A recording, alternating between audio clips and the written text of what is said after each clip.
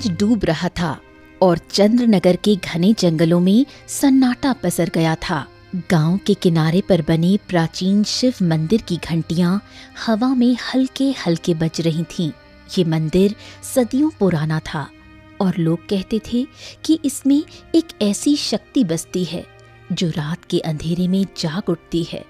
गांव वाले इस मंदिर के पास रात को जाने से डरते थे, क्योंकि वहीं से अजीब रोशनी और फुसफुसाहट की आवाजें आती थीं। कहानी शुरू होती है अर्जुन से, एक युवा और निडर तलवारबाज जो चंद्रनगर का रक्षक था। अर्जुन के पिता रघुवीर कभी इस गांव के सबसे बड़े योद्धा थे। लेकिन एक रात मंदिर में कुछ रहस्यमय हुआ और वो गायब हो गए। तब से अर्जुन ने ठान रखा था कि वो अपने पिता के गायब होने का सच उजागर करेगा।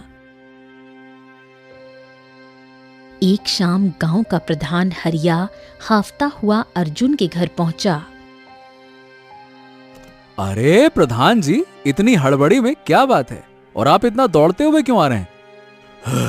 अरे अर्जुन, बहुत बड़ी मुसीबत हो गई है। अब तो भाई तुमसे ही आशा है। अरे लेकिन प्रधान जी, बात क्या है ये तो बताइए। अरे कल रात मंदिर के पास फिर से वही रहस्यमयी नीली रोशनी दिखी और आज सुबह गांव का चरवाहा मंगल गायब है। उसकी पत्नी का तो रो रो कर बुरा हाल है। अरे लोग कह रहे हैं कि मंदिर में कोई राक्षसी शक्ति जाग चुकी है। अरे अर्जुन, मुझे तो अब समझ में नहीं आ रहा कि अगर कोई मुसीबत आई तो गांव का प्रधान होने के नाते मैं गांव की रक्षा कैसे करूंगा। बस यही चिंता तुम्हारे पास लेकर आई है मुझे। राक्षसी शक्ति। ये सब अंधविश्वास है प्रधान जी, ऐसा कभी कुछ नहीं होता है। और रही मंगल की बात, तो वो अपनी बकरी को ढूंढने के लिए जंगल में गया होगा। और हाँ, अगर वो नहीं लौटता है तो कोई बात नहीं, मैं उसे ढूंढ निकालूंगा। ठीक है? अर्जुन सावधान, तुम्हारे पिता ने भी यही कहा था और फिर वो कभी नहीं लौटे। मंदिर के बारे में पुरानी कहानियां हैं। लोग कहते हैं कि वहां एक राक्षस का वास है जो हर कुछ सालों में किसी को अपनी भेंट लेता है। तुम्हें संभल कर चलना होगा, तुम एक योद्धा हो, योद्धा। अर्जुन मन में सोचता है, अरे ये प्रधान जी भी अंधविश्वास के अंधकार में डूबे हुए हैं, अब क्या समझाऊं इन्हें। क्या हुआ अर्जुन, क्या सोचने लगे? नहीं कुछ नहीं प्रधान जी। अर्जुन ने प्रधान की बातों को हल्के में लिया। हाँ तो ठीक है अर्जुन, अब तो तुम पर ही भरोसा है। मैं अब चलता हूं, प्रणाम।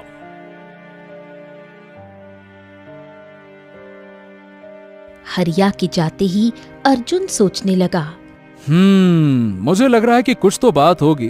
प्रधान जी ऐसे ही मेरी मदद मांगने नहीं आते। मुझे इसके बारे में विद्या से बात करना होगा। अर्जुन के मन में एक बेचैनी थी। उस रात वो अपनी सबसे भरोसेमंद दोस्त विद्या से मिलने गया। विद्या एक ज्योतिषी थी जो पुरानी किताबों और जादुई तंत्रों की जानकार थी। इतने रात में वैसे तो जाना सही नहीं होगा, लेकिन क्या करें, गांव का सवाल है तो कोई बात नहीं, मुझे जाना ही होगा। इतना बोलकर अर्जुन विद्या के घर की तरफ निकल गया। कुछ देर बाद अर्जुन विद्या के घर पहुंच जाता है। अरे अर्जुन, इतनी रात तुम यहाँ, सब ठीक तो है? नहीं विद्या, दरअसल बात यह है कि कल गांव के प्रधान मेरे पास गांव के मंदिर के बारे में कुछ बातें करने के लिए आए थे, जो कि विश्वसनीय तो नहीं है।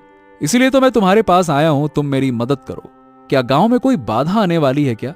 तुम्हें मंदिर के बारे में क्या पता है? मतलब मैंने सुना है कि वहां कोई श्राप है, ऐसा है क्या? अर्जुन, मंदिर की कहानियां सिर्फ कहानियां नहीं है। मेरी दादी ने बताया था कि मंदिर में एक प्राचीन रत्न छिपा है जिसे नीलमणि कहते हैं। ये रत्न इतना शक्तिशाली है कि वो किसी को भी अमर बना सकता है, लेकिन इसकी कीमत चुकानी पड़ती है, खून की कीमत। खून की कीमत? मतलब कि बलि? क्या बात कर रही हो? मुझे तो यकीन नहीं हो रहा, ऐसा कुछ होता है क्या? तुम्हें विश्वास करना ही होगा। और हाँ, ये कोई साधारण बलि नहीं। नीलमणि की शक्ति को जगाने के लिए एक योद्धा के खून की जरूरत होती है। तुम्हारे पिता शायद इसी रहस्य के पीछे गए थे और आज तक लौट कर नहीं आए हैं। अर्जुन का मन बेचैन हो उठा। उसने फैसला किया कि वो मंदिर की सच्चाई का पता लगाएगा। तो मैं इस रहस्यमय मंदिर के बारे में जान के ही रहूंगा विद्या। इसके लिए मुझे कुछ भी करना पड़े तो करूंगा। चलो, तुम्हारा बहुत बहुत धन्यवाद विद्या। अब मैं चलता हूं। रुको अर्जुन, मुझे कुछ देना है जो तुम्हारी मदद करेगी। और हाँ, तुम अकेले मत जाना। क्या विद्या? ये लो ये तंत्र, ये तुम्हारी मदद करेगा।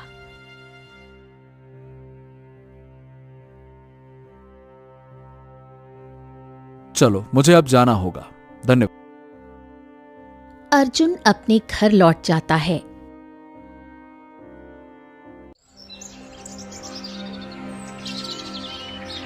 अगली सुबह वो अपनी तलवार और एक छोटा सा तंत्र जो विद्या ने उसे दिया था लेकर मंदिर की ओर निकल पड़ा। विद्या ने उसे चेतावनी दी थी कि वो अकेले न जाए, लेकिन अर्जुन का गुस्सा और जिद उसे रोक नहीं पाए। आज तो मैं उस रहस्यमय मंदिर का रहस्य उजागर करके ही रहूंगा। अरे, ये मंदिर का प्रवेश द्वार तो बहुत ही पुराना और डरावना लग रहा है। हाँ, लेकिन कोई बात नहीं, मुझे इसके अंदर जाना ही होगा।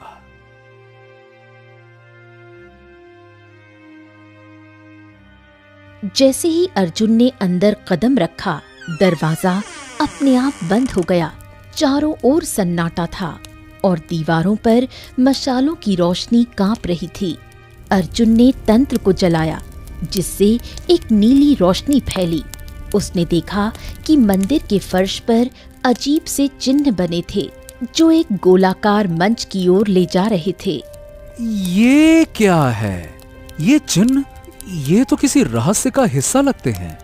तभी उसे एक ठंडी हवा का झोंका महसूस हुआ और मंच पर एक नीली चमक उभरी। चमक के बीच से एक परछाई निकली, लंबी, काली और डरावनी। उसकी आंखें नीली थीं और उसकी आवाज ऐसी थी जैसे वो सीधे अर्जुन के दिमाग में बोल रही हो। अर्जुन, तुम यहाँ क्यों आए हो? ये मंदिर मूर्खों के लिए नहीं है। मैं अपने पिता का सच जानने आया हूँ। और तुम कौन हो? और मंगल कहाँ है? अगर तुमने ये सब कुछ किया है तो मैं तुम्हें समझा रहा हूँ, सभी को लौटा दो, नहीं तो मेरे से तुम्हें कोई बचा नहीं सकता है। मैं नीलमणि का रक्षक हूँ। तुम्हारे पिता मेरे सामने कमजोर पड़ गए और अब तुम भी उसी रास्ते पर हो। मंगल तो मेरी भेंट है। अगर तुम चाहते हो तो अपनी तलवार नीचे रखो और मेरे साथ आओ। क्या मुझे इस पर भरोसा करना चाहिए? अर्जुन ने तलवार कसकर पकड़ी। उसे परछाई पर भरोसा नहीं था, लेकिन वो सच जानना चाहता था। क्या हुआ अर्जुन? क्या सोच रहे हो? मेरे पास कोई दूसरा रास्ता नहीं है। ठीक है, मैं ये तलवार नीचे रखता हूँ। ये लो। परछाई उसे मंदिर के एक गुप्त गलियारे में लेकर गया। गलियारे के अंत में एक विशाल कक्ष था, जिसके बीच में एक चमकता हुआ नीला रत्न रखा था, नीलमणि। लेकिन रत्न के पास खड़ा था एक व्यक्ति, जिसे देखकर अर्जुन सन्न रह गया। पिताजी, आप जिंदा हैं? बाप रे बाप, मुझे तो यकीन नहीं हो रहा है। अर्जुन, मेरे बेटे, मुझे माफ कर दो। मैं तुम्हें बचपन में प्यार नहीं दे पाया। मैं यहाँ पे कैद हूँ और हमेशा रहूंगा। रघुवीर की हालत खराब थी। उनकी आंखों में डर था और उनके कपड़े फटे हुए थे। उन्होंने अर्जुन को बताया कि नीलमणि की शक्ति ने उन्हें अमर तो बनाया, लेकिन एक कीमत पर। वो अब नीलमणि के गुलाम थे। हर कुछ सालों में नीलमणि को एक नई भेंट चाहिए होती थी और इस बार मंगल उस भेंट के लिए चुना गया था। ये राक्षसी रत्न है पिताजी, और मैं आपको बचाने के लिए इसे नष्ट कर दूंगा। नहीं बेटा अर्जुन, नीलमणि को नष्ट करना आसान नहीं है। इसके लिए 3 प्राचीन मंत्रों की जरूरत है, जो इस मंदिर के अलग अलग हिस्सों में छिपे हैं। लेकिन सावधान, नीलमणि का रक्षक तुम्हें रोकने की हर कोशिश करेगा। तुम इसे हासिल नहीं कर पाओगे, सावधान रहना।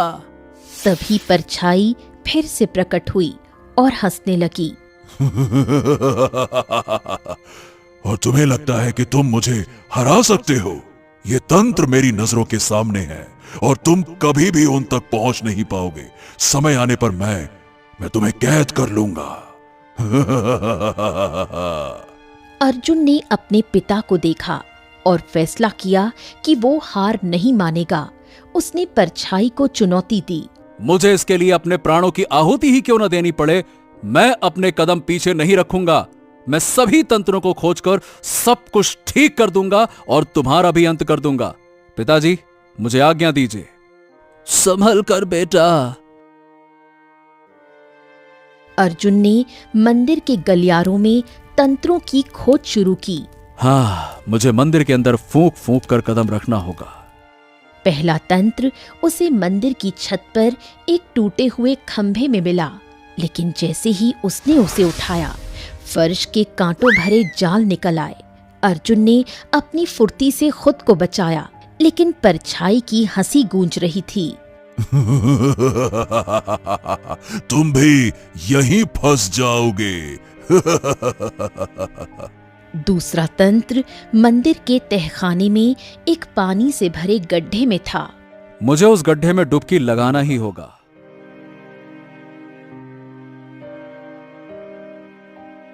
अर्जुन को पानी में गोता लगाना पड़ा, लेकिन पानी में एक अदृश्य शक्ति उसे नीचे खींच रही थी। उसने अपनी सारी ताकत लगाकर तंत्र को हासिल किया। हाँ, मैंने 2 तंत्र तो हासिल कर लिया, लेकिन तीसरा तंत्र बहुत ही भयंकर हो सकता है। तीसरा तंत्र सबसे खतरनाक था। वो मंदिर की सबसे ऊंची मीनार पर था। मैंने पिताजी के बताए अनुसार सब कुछ किया। अब इस ऊंचे मीनार पर जाना होगा। ऊंची मीनार पर हवा इतनी तेज थी कि अर्जुन को बार बार गिरने का डर था। तीनों तंत्र मिलने के बाद अर्जुन वापस कक्ष में पहुंचा। तुम्हें ये तंत्र तो मिल गए, लेकिन तुम्हें इसका प्रयोग नहीं पता होगा। मुझे सब कुछ पता है धूर्त। उसने तंत्रों को नीलमणि के चारों ओर रखा और एक प्राचीन मंत्र पढ़ा जो विद्या ने उसे सिखाया था। नीलमणि चमकने लगा और परछाई चीखने लगी। नहीं नहीं नहीं नहीं, ये तुमने कैसे किया? नहीं नहीं नहीं नहीं, नहीं। ये रहस्य, इसका रहस्य तुम्हें किसने बताया? मुझे पहले से पता था, बेवकूफ कहीं के। नीलमणि की रोशनी धीरे धीरे कम होने लगी और परछाई गायब हो गई। रघुवीर की हालत सुधरने लगी। मंगल भी कक्ष के कोने में बेहोश पड़ा मिला। अर्जुन ने अपने पिता और मंगल को मंदिर से बाहर निकाला। हाँ, अंत भला तो सब भला। हे योद्धा, तुम्हारा बहुत बहुत धन्यवाद। अगर तुम यहाँ नहीं आते तो मैं शायद कभी वापस अपने घर नहीं जा पाता।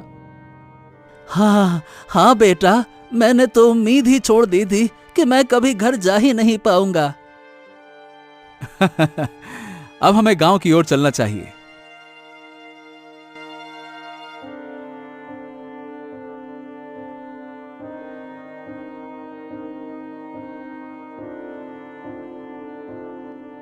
गांव वालों ने अर्जुन का स्वागत किया।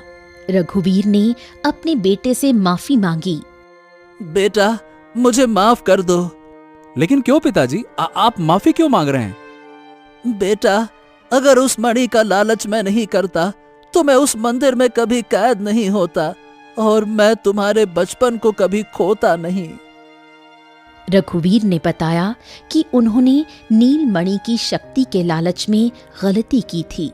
अर्जुन ने अपने पिता को माफ कर दिया और वादा किया कि वो चंद्रनगर को अब कभी खतरे में नहीं पड़ने देगा। हाँ पिताजी, चलिए।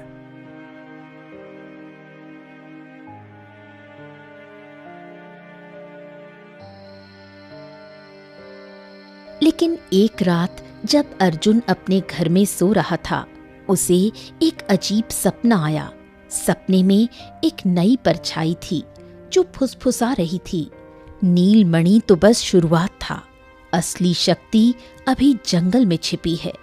अर्जुन की नींद खुल गई। उसने अपनी तलवार उठाई, बाहर देखा। जंगल में एक हल्की सी नीली चमक दिख रही थी। इसका मतलब ये अभी खत्म नहीं हुआ, अभी और रहस्य बाकी है।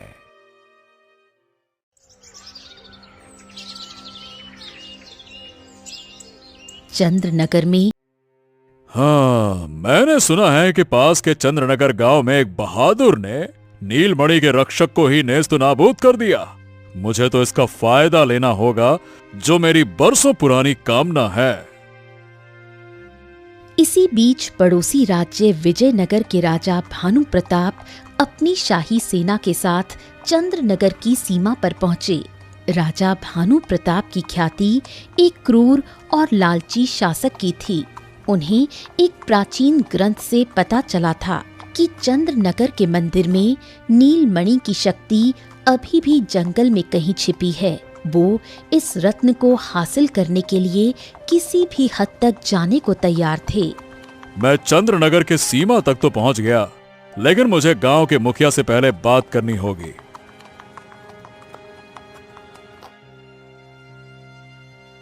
गांव के प्रांगण में एक सभा बुलाई गई। अर्जुन, अनघा और गांव का प्रधान हरिया मंच पर थे। राजा भानु प्रताप अपने सैनिकों के साथ वहां मौजूद थे। उनकी आंखों में एक अजीब सी लालच की चमक थी। महाराज भानु प्रताप, चंद्रनगर में आपका स्वागत है, लेकिन इतनी बड़ी सेना के साथ यहां आने का मकसद क्या है?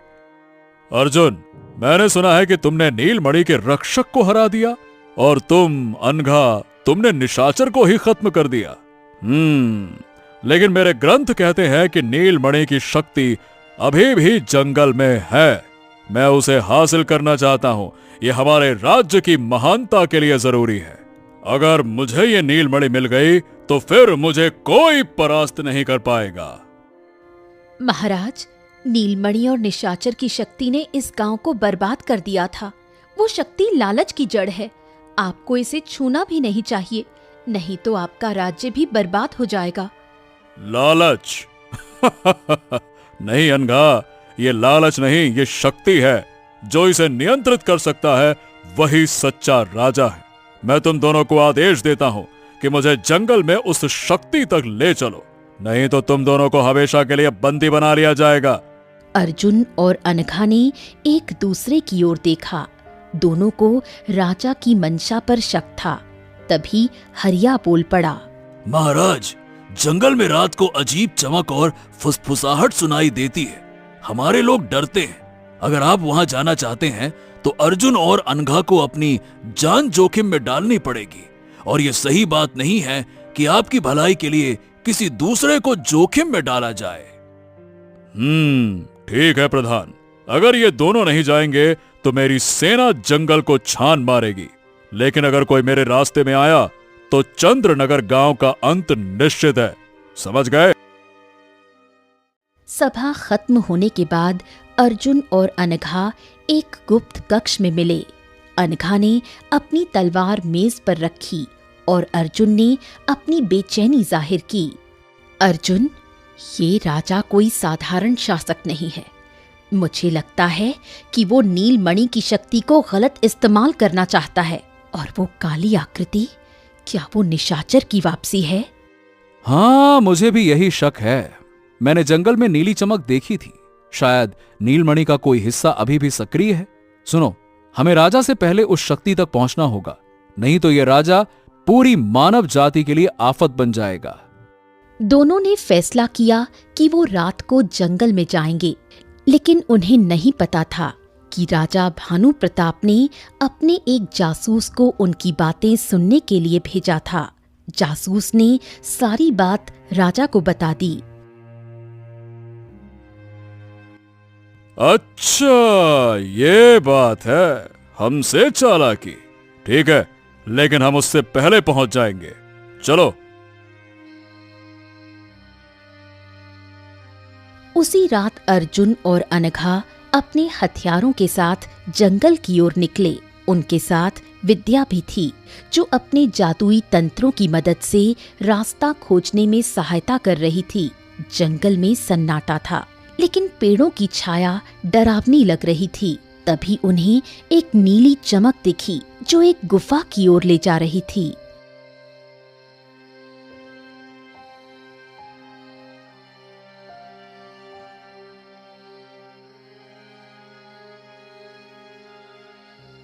ये गुफा, ये मंदिर के नीचे की गुफा से जुड़ी हो सकती है। नीलमणि की शक्ति शायद यहीं छिपी है। हाँ, हमें जल्दी पहुंचना होगा विद्या।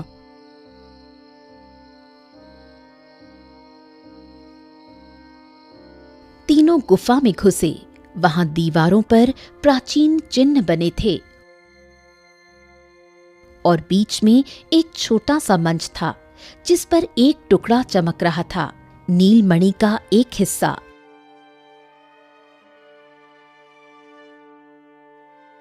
लेकिन जैसे ही अर्जुन ने उसे छूने की कोशिश की, गुफा में एक ठंडी हंसी गूंजी। अर्जुन और अनघा, तुम दोनों यहां तक तो पहुंच गए, लेकिन ये शक्ति तुम्हारी नहीं, राजा भानु प्रताप की है। तुम? लेकिन तुम तो खत्म हो चुके थे, फिर तुम वापस कैसे आए? मुझे राजा भानु प्रताप ने प्रकट किया। परछाई के पीछे राजा भानु प्रताप आए हुए थे। उनके हाथ में एक काला तंत्र था, जिससे वो परछाई को नियंत्रित कर रहे थे। महाराज, आपने हमें धोखा दिया। धोखेबाज कहीं के। ये परछाई, ये नीलमणि का रक्षक नहीं, ये आपकी साजिश है, साजिश। हाँ अर्जुन, मैंने इस परछाई को जागृत किया। नीलमणि का यह टुकड़ा मेरी सेना को अमर बना देगा। तुम दोनों ने मेरे लिए रास्ता साफ किया। अब इस रत्न को मुझे दे दो, लाओ, वरना यह गुफा तुम्हारी कब्र बन जाएगी, समझे? लाओ लाओ लाओ लाओ। तभी परछाई ने हमला किया। अर्जुन ने अपनी तलवार निकाली और अनघा ने अपनी तलवार से जवाब दिया। विद्या ने अपने तंत्र से एक रक्षात्मक ढाल बनाई, लेकिन परछाई की शक्ति बढ़ती जा रही थी। राजा भानु प्रताप हंस रहे थे। तुम्हारी हिम्मत की दाद देता हूँ, लेकिन ये खेल मेरा है बच्चे, तुम उसे जीत नहीं पाओगे। अचानक गुफा में एक नई आवाज गूंजी। ये रघुवीर की थी, जो अब पूरी तरह ठीक हो चुके थे। उनके साथ रमुआ, एक गरीब किसान भी था, जिसे अर्जुन ने पहले मदद की थी। रमुआ ने गुप्त रास्ते से गुफा तक का रास्ता ढूंढ लिया था। अर्जुन, अनघा, तुरंत इस तंत्र को नष्ट करो। ये परछाई को नियंत्रित कर रहा है। अगर ये तंत्र नष्ट हुआ तो राजा भानु प्रताप कुछ नहीं कर सकता। जल्दी करो। रमुआ ने हिम्मत दिखाई और राजा के हाथ से काला तंत्र छीनने की कोशिश की। राजा ने उसे धक्का दिया, लेकिन अनघा ने मौका देखकर तंत्र पर वार किया। तंत्र टूट गया और परछाई चीखते हुए गायब हो गई। नीलमणि का टुकड़ा चमकना बंद हो गया। नहीं नहीं नहीं नहीं नहीं नहीं नहीं नहीं नहीं, तुमने मेरी शक्ति छीन ली। मैं तुम्हें हमेशा के लिए कारावास में बंद कर दूंगा। अर्जुन ने राजा को पकड़ लिया। अनघा ने नीलमणि के टुकड़े को एक पवित्र अग्नि कुंड में डाल दिया, जो विद्या ने तैयार किया था। टुकड़ा जलकर राख हो गया। राजा भानु प्रताप को बंदी बना लिया गया। हाँ, अब सब कुछ समाप्त हो गया है, लेकिन अब राजा भानु प्रताप का क्या किया जाए? बेटा, इसका हल तो अब गांव की पंचायत ही करेगी। ले चलो इसको। हाँ बिल्कुल, चलिए इसको गांव ले चलते हैं। चलिए। गांव लौटने पर रमुआ, अर्जुन और अनघा को गांव वालों ने सम्मानित किया। अर्जुन और अनघा ने एक दूसरे को धन्यवाद किया। अनघा, तुम्हारी हिम्मत ने मुझे बहुत कुछ सिखाया। चंद्रनगर अब हम दोनों की जिम्मेदारी है। और तुम्हारी निडरता ने मुझे प्रेरित किया। सभी लोग प्रधान के घर पहुंचे और गांव के सभी लोग भी आ पहुंचे। अर्जुन और अनघा, तुम लोगों ने इस गांव की रक्षा के लिए अपने प्राण जोखिम में डाले, जो सच में एक योद्धा की निशानी है। और वाकई में तुम योद्धा हो। तुम्हारी सदा सदा ही जय हो। प्रधान जी, अब राजा भानु प्रताप का क्या किया जाए? मुझे लगता है कि एक बार राजा भानु प्रताप को हमें माफ कर देना चाहिए। हमें उनसे एक बार पूछना चाहिए, हो सकता है उन्हें अपनी गलती का एहसास हो। हाँ, देखो, हमें माफ कर दो। मैंने अपनी शक्ति को बढ़ाने के लिए आप सभी को जोखिम में डालने की कोशिश की। मुझे प्रायश्चित करने का मौका दे दो। मैं वचन देता हूं कि मैं इस गांव पर कभी विपत्ति नहीं आने दूंगा। और अर्जुन और अनघा जैसे बहादुर योद्धा जिस गांव में हो, उन्हें तो डरने की कोई चिंता ही नहीं करनी चाहिए। मैं सबसे माफी मांगता हूँ। हाँ, ठीक है। मुझे लगता है कि राजा भानु प्रताप को एक मौका देना चाहिए। क्यों गांव वालों? हाँ हाँ, सही बात है। मुझे भी लगता है कि मौका मिलना चाहिए। ठीक है। सभी लोगों ने राजा भानु प्रताप को एक मौका दिया। सारे लोग बहुत खुश थे।